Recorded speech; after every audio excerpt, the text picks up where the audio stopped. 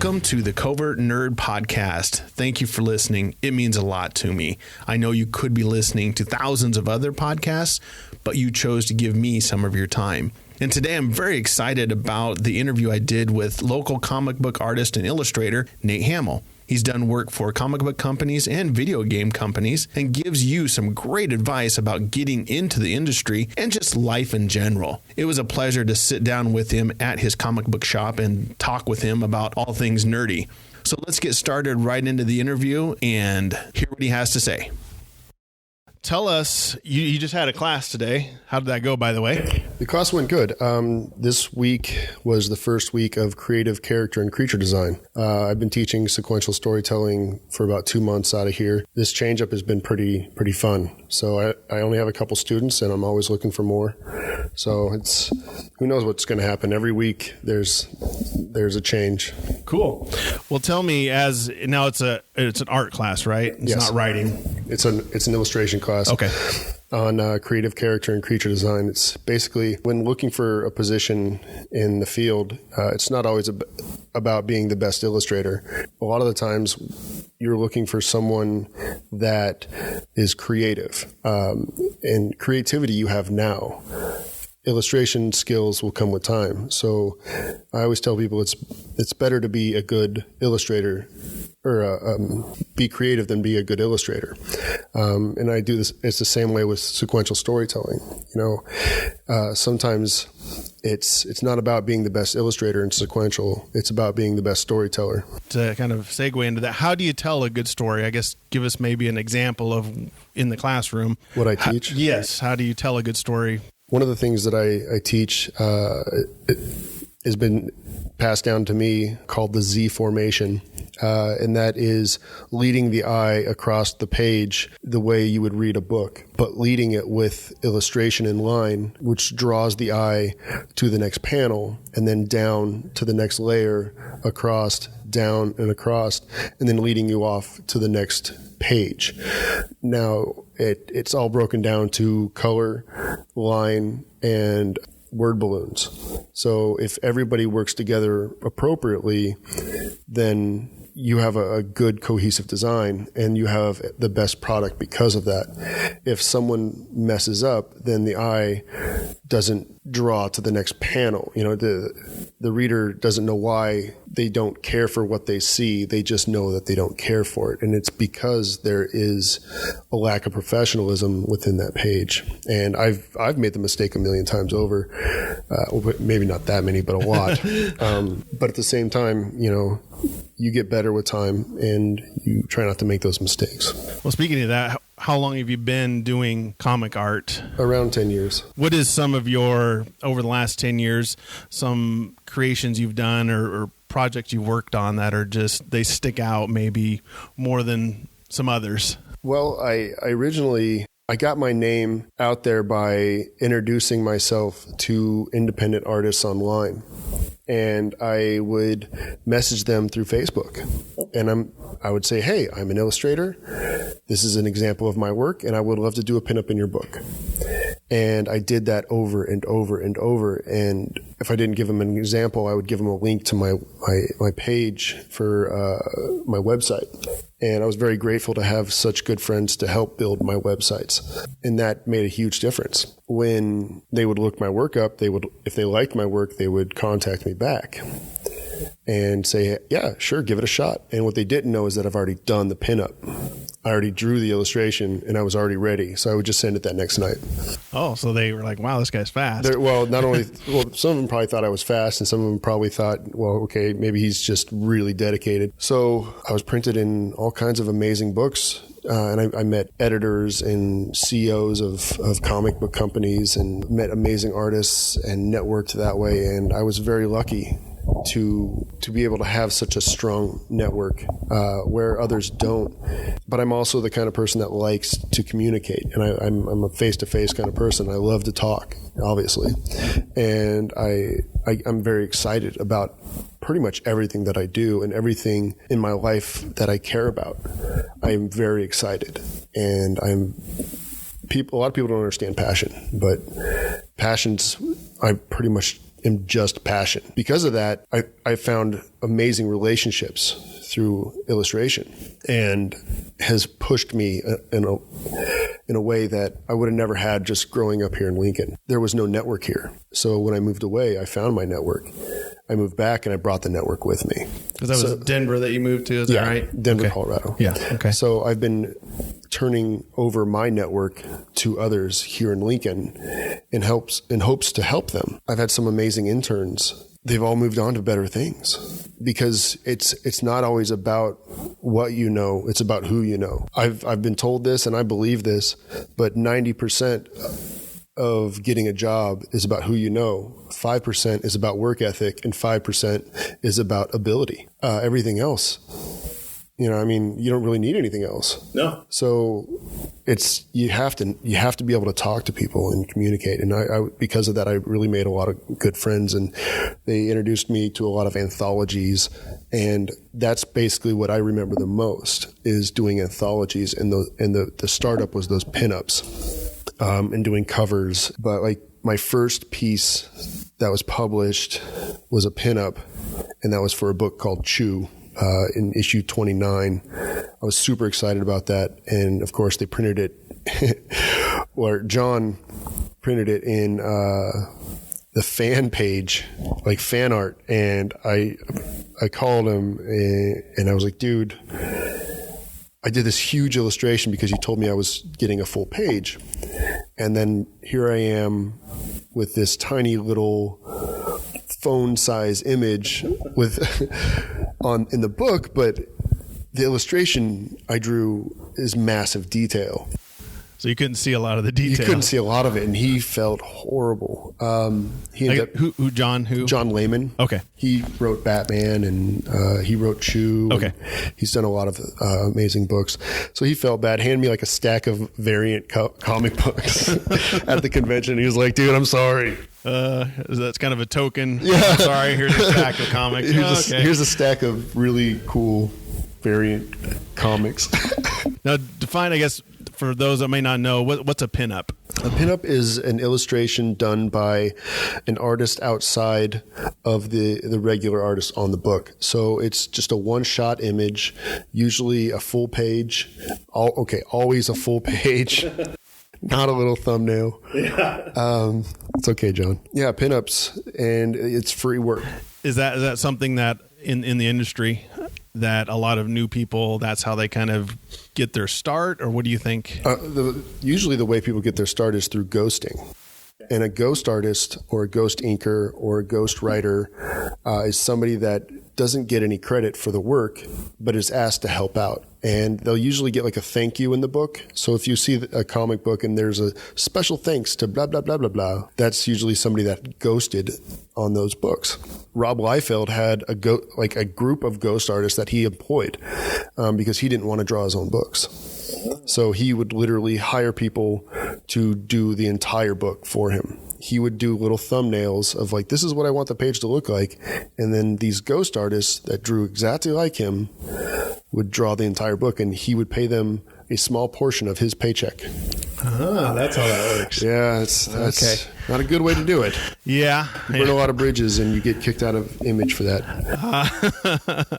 But either way. You got into comic books about 10 or so years ago. Was there a specific time or event that you can remember, yeah, this is what I want to do? Well, at the time when I first got into it, I was doing artwork for like video games, and I was doing a lot of independent design. Basically, I was just a contractor. I was just whatever came my way, I would take, and I was working nonstop, and I was doing okay. And then a guy came about and offered me to do a comic book, and I didn't know how, but I wanted to do it. And I was able to meet local comic book artists and in Colorado. So I said, you know what, I'll do it. And I met up with some pro artists, and I was like, take me under your wing. And they did. And they beat the crap out of me. Like It was hard. It was really hard. I mean, I learned a lot, and everything that I teach is straight from the mouth of people that, were taught by other amazing artists. This is good information. It's relevant information about the tools to use, about the paper to use, about your deadlines and understanding how to price your stuff, everything. And I just couldn't get enough information. And you were kind of learning as you were going, right? Completely. School of Hard Knocks type. Illustration is completely different than telling a story. You can draw, you can be an amazing artist, but if you don't know how to tell a story, it doesn't matter. Your images are static and the illustrations are boring and people lose interest. I don't care how shiny and pretty they are. People will lose interest. I remember reading you've probably seen these old Conan books that Marvel did, and they were always, you could tell they weren't doing good as far as the art goes, because Conan, when he was looking at something, had to describe, I'm looking at a giant spider in a hallway, and that's when you talk about that, I was like, that's bad storytelling. It's a lot of narrating. You shouldn't have to narrate. Yes, you should just be able to draw what you're looking at. But that also could play into the time period where they felt it was necessary to narrate. Yeah, this is 80s, early 80s. And there were some amazing Conan artists at that time. So I mean, it could also play into just the period of time that the writers were learning, especially in the 80s and 90s. There was just so much young talent being thrown into the works. They just took anybody that looked like they could possibly accomplish the job and then put them through the grinder. Yeah. Just get as many pages out of them as you could. Yeah. Well, seriously. And then this huge boom in the 90s, and we're talking royalty checks like that people couldn't get in a year working, Yeah. Like they were getting every month. Unbelievable royalty checks. And the kind of money that could buy homes every month. You don't see that now. No. That bubble burst. Well, there's a couple. Yeah, well, yeah. There's a couple out there. And there's like I have buddies that worked in the 90s that are still getting checks. Wow. Still. Mark Nelson is an artist that I plan on having here in May, and he drew the original Aliens run for in comic books for Dark Horse. And that series is awesome. Yeah. Well, they just published the book again. So now he's getting checks again. And of course, they're selling at Barnes & Noble, and they're graphic novels, and they're hardbound, and they're like $50 books. So here he is getting a check all over again for something he did 30 plus years ago. That's amazing. Yeah. Well, that, and he, just found some of his originals from the book. He's going to take my money because he knows that I'll buy. Here's my money. Yeah. Yes, I want one of your pages from Aliens, Mark Nelson. What do you think? What do you think as far as, you're teaching new kids? I'll call them kids because I'm old, but anyway, what advice do you give them? Maybe the 18, 19-year-old starting out, if you're getting into this industry, you need to know this and this. They need to know the basics of sequential storytelling, obviously. That is extremely important. But they also people need to realize that this isn't a job that you can get if you don't talk to people. You need to be able to network. You need to be able to meet deadlines. You need to be trusty. Trustworthy. You need to be trusty. You need to be trustworthy. If you burn bridges, you could be done forever. Yeah, like you talked about. I've burnt some bridges. It happens. But, I'm still a guy that's trying to survive. I love where I'm at. I'm drawing my own book, and I'm happy with that. Yeah, let's talk the Barbarians book. When did that get started? Well, I was doing work for other people, then nothing would come of it. Like, they would drop off the face of the earth. They wouldn't want to finish, regardless whether they were paying me or not. They just didn't want to finish. So here I am.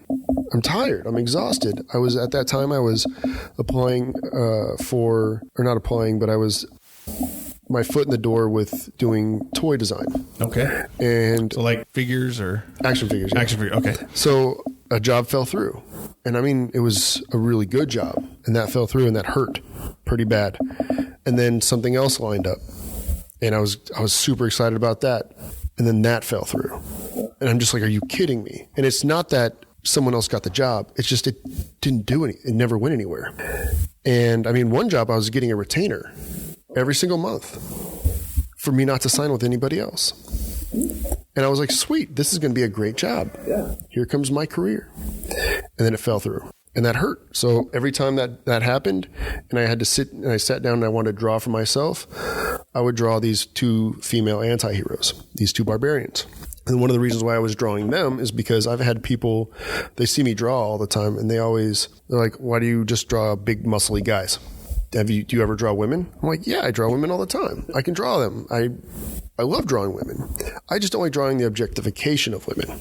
I don't like drawing women in sexy poses. I think there's a time and a place for it. And it's definitely not in battle. It's definitely not wearing armor. And it's definitely not, unless it's part of the story, of course. But I mean, it's not something that is, women should not be identified by their sexual identity. Like that's, I don't know if I said that right. Women, basically the characters in my book, they are barbarians, and they are referred to as barbarians. Hence the name of the book, not female barbarians or girl barbarians or barbarians and flowers. No, it is barbarians, because these are two badass anti-heroes that just constantly go through battle. And I mean, I've turned this book over to get reviews by many people. And one of the reviews I put out, and I thought I was sure going to get a really bad one because the writer was a feminist. And I'm okay with feminism. And I thought for sure that, here's this book about two naked women fighting constantly. She loved it. Wow. She loved it because there was not a sexualized moment in these books. It's just barbaric. You didn't see these women standing around flaunting the fact that they were naked. Like there's one scene where Saga is just screaming a battle cry, and it's not like she's screaming a battle cry like a Valkyrie, like you see in a Thor comic book. She's screaming a battle cry like you would see Wolverine. Yeah. Scream a battle cry. Like, just barbaric. That's how these characters should be portrayed. And that's how a woman should be portrayed, is by their character design, not by their sexual identity. And that's a big deal for me. And I have 2 daughters. Desensitizing the public to nudity is a big deal for me. I think it's fair. If anybody is sexualized with their shirt off, it's men, because our nipples do nothing. Yeah. They are just there. Although I do understand that men can produce milk. I understand that. I get it. Just saying. But I'm just majority. So Barbarians came about because I was just exhausted of doing things with other people. And I was like, well, I'm going to call my best friend. He likes to write. And I called Justin White, and I was like, Red, I want you to write this book. He's like, what's it about? I'm like, I don't know. It's about these 2 angry barbarians. He's like, sweet. So I gave him, we went over the design. We talked and we talked and we talked. I had an idea that I just wanted these fantastical creatures at all times. And I wanted all these random things that you see from your childhood, like from the 80s, and kind of like Conan is always bragging at the bar. I wanted these moments in the book, and I was like, run with it. And then we created a story arc, and the design of the characters came about from my own issues. You'll see obsessive compulsive disorders. You'll see Tourette's. You'll see all kinds. You'll see, and all these things come into play with these characters, and a little bit of myself is in each of these characters, and I love it. I am having the most fun I've ever had drawing a story, because I can make mistakes, and it doesn't matter because it's my book. Yeah. You don't have an editor. No, I have no one telling me. You can't do that. Can't do that, because I don't care. If someone's like, I don't like your book, I don't care. Then don't buy the next one. Yeah. Thank you for reading the first one. Yeah. If someone's like, I find that to be gross, I don't care. I've read the first two, and I really like the style. I know I told you this, but when they're flashing back to when they're living with their mom and dad, it's told from their perspective, so the art is very simple. Yep. And then, of course, when they're in real life, it's more complex. I think that's a good way to illustrate how when we're 9 years old, everything seems a lot simpler, less complicated. That is definitely one way to look at it. Yeah, that's how I thought. And that's what I think is awesome, is that in this book, you can take from it what it is or what you perceive. I leave so much open to the viewer. When you finish issue 2, there's a lot of questions. Yeah. I mean, I have people messaging me all the time going, "Are you serious?" I know. Wait, but okay, these are the main characters. What's going on here? I'm like, well, you'll see. Yeah. We have issue through issue 7 mapped out, and it all makes more sense very soon. Good. We even left it open for the possibility of a continuing story. You know, it can keep going. It's not one of those stories where everyone dies and it's over, you know, because I'm dark and deep and my thoughts are important. And I want people to know that I'm going against the system. No, I don't even care. I just want to have fun. Just tell a story. Yeah. And that's what I think. I know somebody else was talking about this. I really like the advantage of being with an independent publisher or on your own is you can take however many issues you need to tell the story, whether that's 100 issues or whether that's 5 issues. You don't have to keep going. Nothing that there's anything wrong with Marvel and DC getting up to 1,000 issues, but I think that's nice to have that as an independent artist. You can take however long or however short you need to tell the story. I love it. I wouldn't have it any other way. And speaking of story arcs, I guess what, in your opinion, are some of the best story arcs that you've ever read anywhere, whether it's DC, Marvel, Image, whatever? Is there one that sticks out in your mind? Honestly, I didn't start reading. I always collected comic books growing up, and I would draw every hand, every foot, every leg, every arm, every head, then draw everything together from every comic book that I ever bought because I wanted to know how to draw. I never read the stories. So I had this long box filled with comic books of stories I've never read, and I didn't care to. And then all of a sudden, I'm in my 30s, and I need to go to college, and I need to learn, and I want to understand. And then all of a sudden, this guy hits me about drawing comic books. So I bought everything Robert Kirkman ever wrote.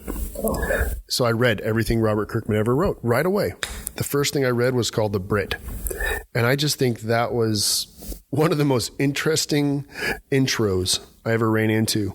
You don't realize who he really is until later on. I mean, you get a good gist of what's going on. There's all kinds of story arcs with that. But then it brought me into a book called Invincible, because even Brit ties into Invincible. It becomes the leader of Invincible Universe, where he's just this old guy, you know, with gray hair, but he's completely invincible. And yet his name is the Brit and not Invincible, which is funny. But anyways, so Invincible, hands down, is my favorite. Funny. I just started reading that about a month ago. I think I'm up to issue 16. The best. It is complete best. And you're not even at the good stuff. I know. I've heard. Holy crap. The last issue just came out. Yes. Issue 144. I'm trying not to read the last issue. I'm tempted.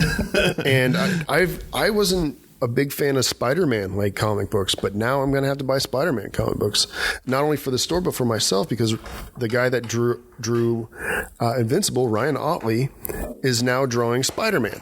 Are you kidding me? He does the best Spider-Man. In your humble opinion. In my not so humble opinion. I am extremely arrogant at times, but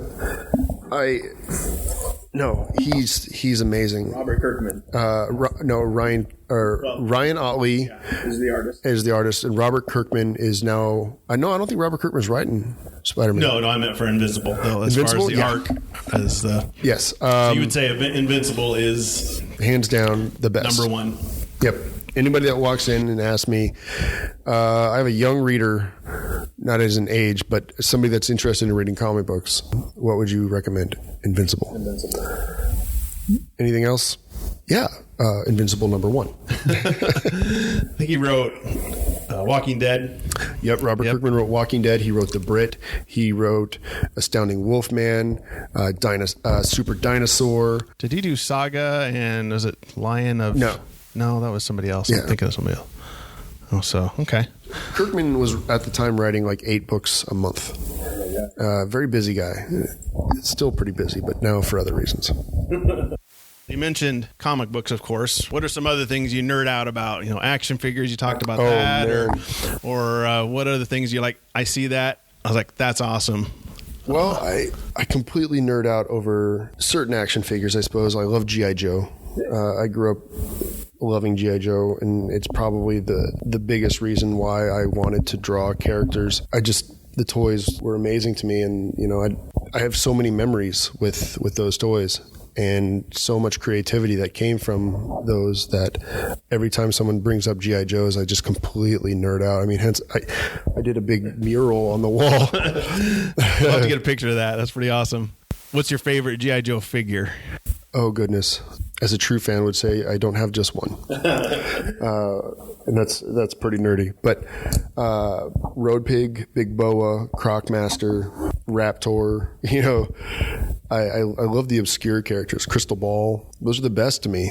I went so far as to having a custom ring made for Road Pig because he carried a cinder block mounted to an axe handle as a weapon. And then I went as far as me and my buddy making a cinder block mounted to an axe handle, and it's in the window of my gallery. Awesome. Also, the Barbarian axe is that Embla carries in my comic book, which is 37 pounds of plate steel, is in my window as well. That's awesome.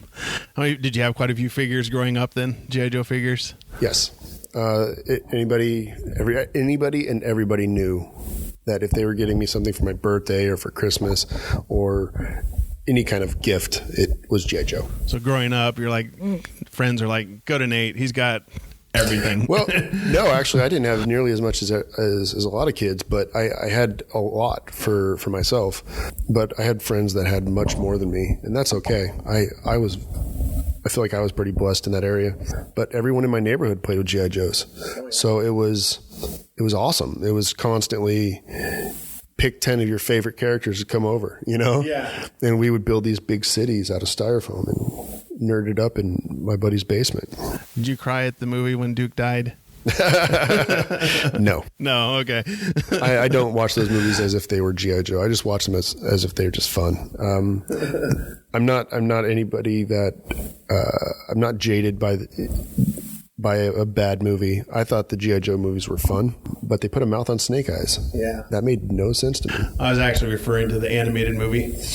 Oh. The one that came out in 86, I think it was, 87. Oh. Have you seen that one? Yes. Yeah, that's what I figured. Sorry, I thought you were talking about the movie. The newest one. Oh, yeah. No, as a kid, no, it didn't really affect me. It was a cartoon. And I would watch G.I. Joe, the cartoon, only to find out what toys were coming out. I never really played with my G.I. Joes as if they were Duke and they were Snake Eyes and they were Scarlet. And my favorite characters, even though they were bad guys, were still, in my eyes, the good guys in my stories. Those stories have helped me, or being creative as a child helped me be creative as an adult. And I'm still in that same mindset as when I was a little kid. There's just so much out there. There's so much story to be told. Kids would look at the simplest thing. They would sit on a couch and see the arm of the couch and the back of the couch with a cushion as a cliff and a mountainside. And we look at it as an armrest. Yeah. I still look at it as a mountainside. That's awesome. I refuse to give that up. Everything that I look at is potential play area, but I never play anymore. I just mentally create stories in my head at times. I'm looking at this center display with a bunch of art on it, and then at the top I have a Stay Puft. Stay Puft Marshmallow Man. Well, to me that looks like an idea of climbing a mountain just to fight the end boss at the top. Yeah. And I think of stuff like that. Like, well, how would you defeat that boss? here he is, this giant, massive, he's probably throwing parts of marshmallow down at you or whatever. And then you get to the top and then all he has to do is kick you off. Yeah. Well, the characters would go around the side, flank him and create a diversion. And then you would come up and you would trip him or something. I don't know. But this is what I'm saying. Like everything to me is a story. It is fun. And I put it into my book. I put it into, whenever I write a story for an anthology, I put it in that. And I'm not a good writer. So I was just going to ask, do you do any writing? Or? I do. I have, I think, 5 or 7 written or published written stories. I don't do dialogue. Sure. My dialogue would be nothing but fart jokes. Let's be honest. You can't get a complete story with nothing but that. So I usually ask somebody to do the dialogue. Do you think, as far as as famous comic book writers go, is there somebody that sticks out you would love to do some artwork for? Let's just dream if so-and-so called you up and said, "Hey, Nate, I want you to do some work for me." Who would you like to do some artwork for? I know a lot of great writers. I really do. And I don't think I have a dream writer because, everyone, everyone loves the idea of working for Kirkman. Sure. Because you know that you're going to get consistent work, you're going to get a good story, and you're going to get everything that you do is going to be sold. And everything that you do as original artwork is going to be worth a bunch of money. I don't care about that. But I would love, I love the idea of working for Michael Barron. Michael Barron's a good friend of mine. And he wrote Punisher, created Nexus, created The Badger, many, many novels afterwards. Amazing guy. He's got 2 Eisners. Wow. How many people you did some work with him, you said? We've talked off and on. He's thrown me 3 Conan scripts because he wrote Conan back in the 80s a couple times. He's amazing. He's completely in his own world. And his world is intense. I seen him post a video online about picking a fight with Putin. He's like, "I challenge you to a fight, Putin." And Michael Barron, he's a little man, but he's scrappy. I wouldn't mess with him. I wouldn't want to mess with him. I think he's like a 3rd degree black belt or something. But either way, he's still scrappy. Still wouldn't want to mess with him. Kick his butt. Yeah, he would do some damage because you wouldn't see it coming. Yeah. He just looks like this little old guy. Sorry, Mike. But he does. He's awesome. How does that process work? I guess guide us through how the process works between the writer and the artist. What kind of back and forth happens there from start of an issue, end of an issue? That all depends. I suppose everybody's different, but in your experience? There's different scenarios where the writer is looking for an artist and the artist just does what they're told because they're being paid by the writer. Then there is the collaboration where nobody is in charge, very similar to Barbarians. Okay. And that's just the most fun, and people get mad at each other, which is funny too. And then you have the job scenario, where the writer's being paid and you're being paid, and it's the editor's job to, fix everything. So there's really... It's hard to say, most of my experience has been, the writer pays me to do a story. And then the collab stuff is my favorite because who cares if you make a mistake? Spelling errors, who cares? Yeah. Sometimes it's fun to make spelling errors. Is there a lot of back and forth? There should always... or disagreeing. I don't like the way that panel looks. No, but there should always be back and forth. Me and the writer for Barbarians got into it pretty good a couple times. Don't speak for a few days. No, yeah, actually, he didn't want to call me for about a week. He was so mad, but he got over it. And get over it, Red. But he and I didn't see eye to eye because I was doing what I wanted and very arrogantly do that with this book. And he told me right away, he's like, "If I was paying you, you'd be fired." And I was like, "You're not, so kiss my ass." So you're saying at Marvel and DC, though, Yes, there is no. You don't mess around with Marvel and DC. You just do your work, and you work as fast as you can, and you work as many hours as you can put in without falling asleep. That's the biggest difference. We're talking 18 hours a day, 7 days a week until the book is done. Have you done work with the big publishers? Nope. Or okay, I've stayed away from Marvel and DC. I've thought about doing some work for Marvel a while back. I thought about putting in for some, like they do these test books, and they test artists on these books. They give like low-level no-names like myself opportunities to work on like 4-issue arcs for certain books. I thought about jumping in and put myself in for one of those to see if I could get one. I'm not saying I would, not saying I wouldn't, but that was only because I wanted to travel with my buddy Aldrin Awe, and to be able to travel to convention, you have to have some kind of clout. They need to be able to promote you and be able to say, this is what this person's done and this is what this person's doing. And if you want to travel with Awe and Neil Adams and Joel Adams, you better have some stuff on to offer, and I didn't. But I have a presence that people enjoy at conventions, so much so that a lot of smaller conventions will still bring me out because they know that I bring a certain level of energy to the convention itself. The Artist Alley is different when I'm there. I'm very loud. I am not afraid to dance, but it's not even about being loud and having fun. It's approachability. Yeah. It's about being personable. I bring a certain amount of people to a convention, and I know that. Yeah, because you've done some work at the Denver Comic-Con, right? Yep, in the past. I was part of building the Artist Alley for the first Denver Comic-Con. That's awesome. That thing's grown a lot. Yeah. First year it was 27,000 people or 28,000 people, which was a record high for a first convention. And the second year was another record high for a second year. And now... And it's going into its 6th year. I want to say it's the 3rd largest convention. I think Chicago Con and Denver Con are like pretty neck and neck. And Kansas City, which is Planet Con, is still, I think, sitting around the 50, 60 mark.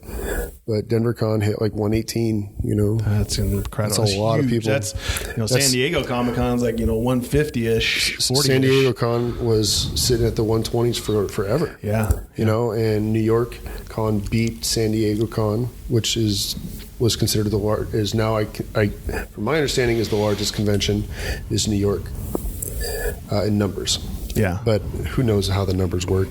That's just There's a lot of people that go in and out. You kind of wonder. You wonder if those clickers are just going off anyways. Like, yeah, I totally agree.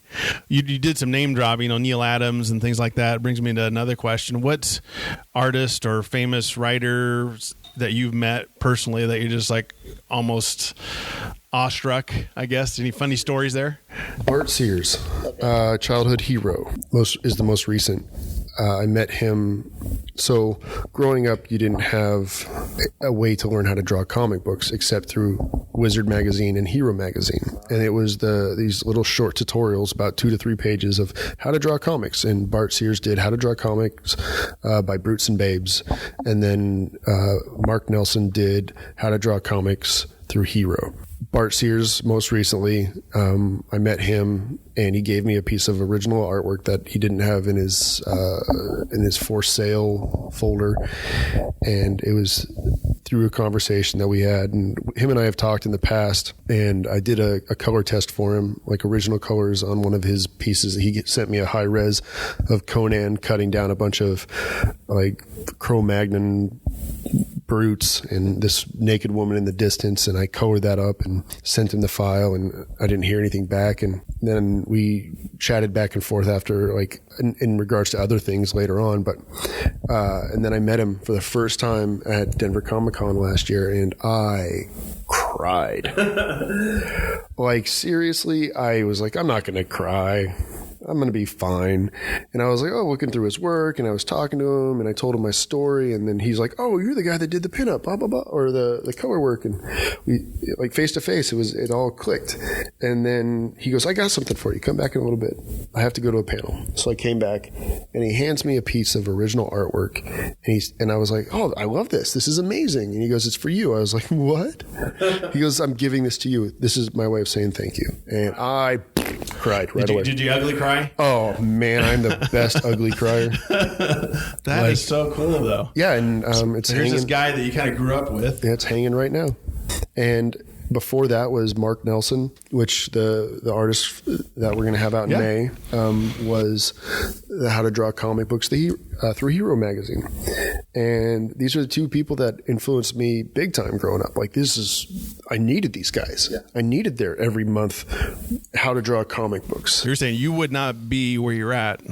No, well, in all scenarios, I wouldn't be where I'm at without a lot of things. But those two guys definitely made it possible for me to learn. And then also the desire was always, every time I saw that magazine come out, I was like, yes, another tutorial.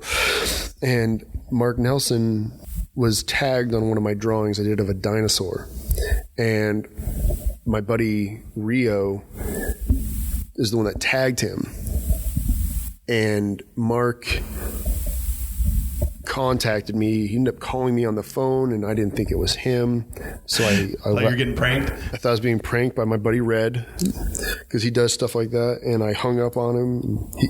He called me back, and he goes, no, this is really Mark Nelson. And I freaked out because I just hung up on my childhood hero, and I ended up talking to him for about 3 hours. That's awesome. And we've been pretty close ever since. I brought him out to Denver for a workshop when I was teaching out of Community College of Aurora, because schools have budgets to bring artists and bring, guest speakers. And so I brought him out, and he did a workshop, and we had a blast. I got to hang out with him all weekend. Oh, and so you're hanging out with your childhood dream. Yeah, my childhood hero. I'm hanging out with him, and he was everything that I could have hoped for. Him and Bart Sears, I was just blown away. Like, are you serious? My childhood heroes are actually cool. Yeah. Some people meet their heroes and they're just like jerks. Yeah.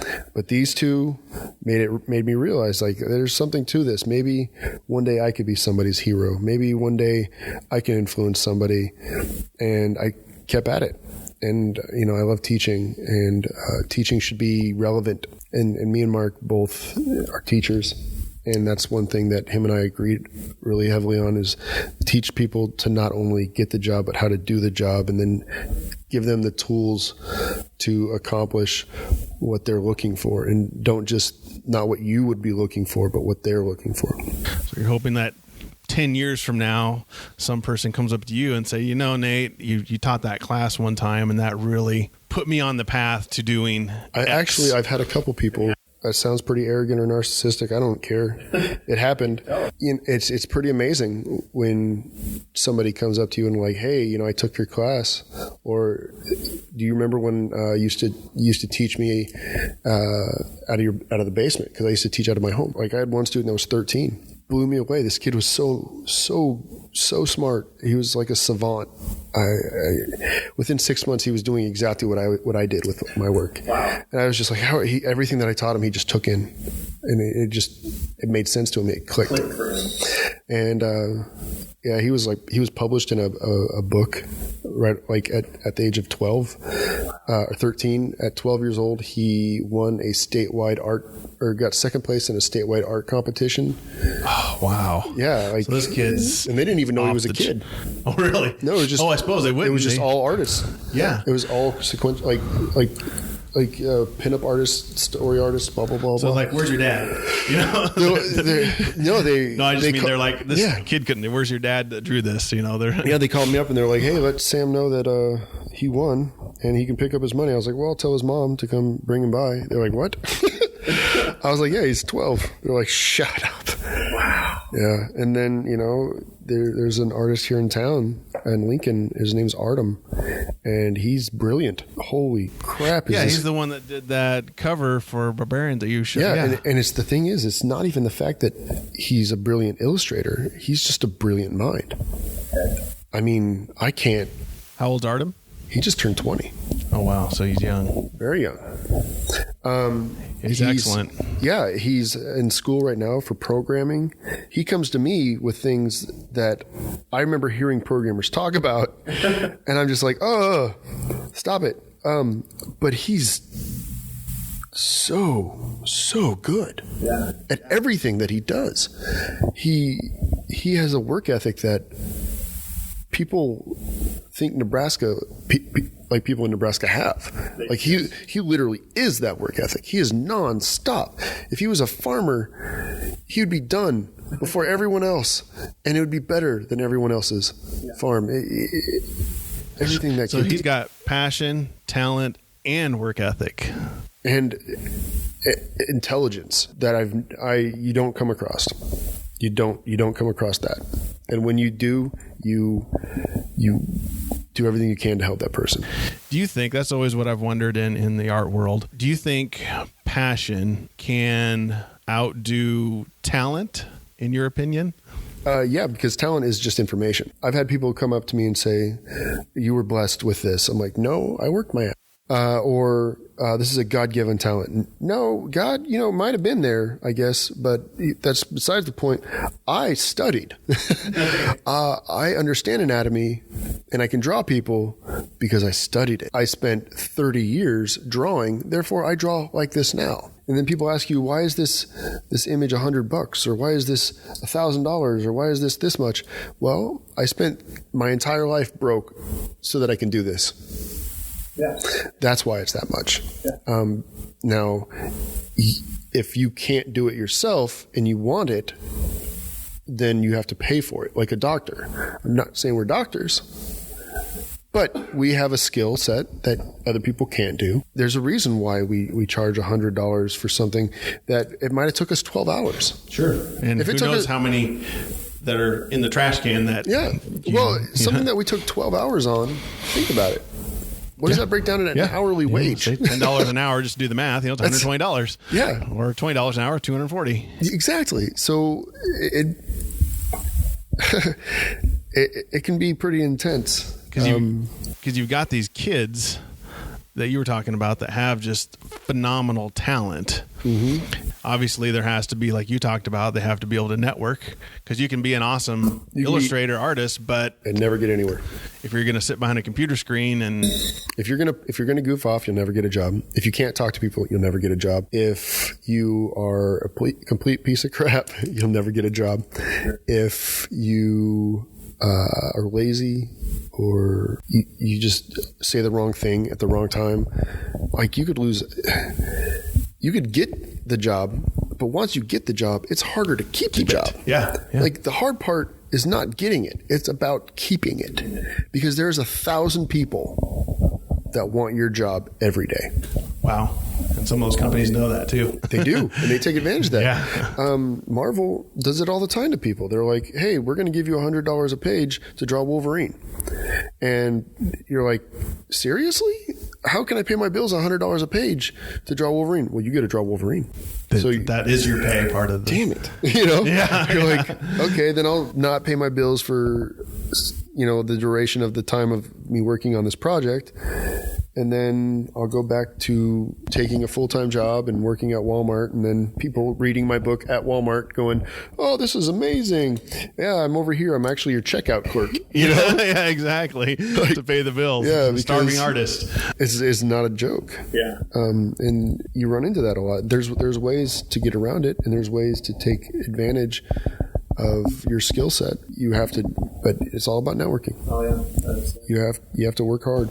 Well, we're going to put a pin in this one and let it go, but it's been awesome talking to you, Nate. We'll have to do it again, and anytime. Appreciate it. You got some great wisdom and some understanding about the business, so that's why I wanted to talk to you today. There's a lot more out there that I don't know. Well, we'll delve into that maybe another time. So sounds good, because then hopefully I'll know more by then. Yes, definitely. Thanks, Nate.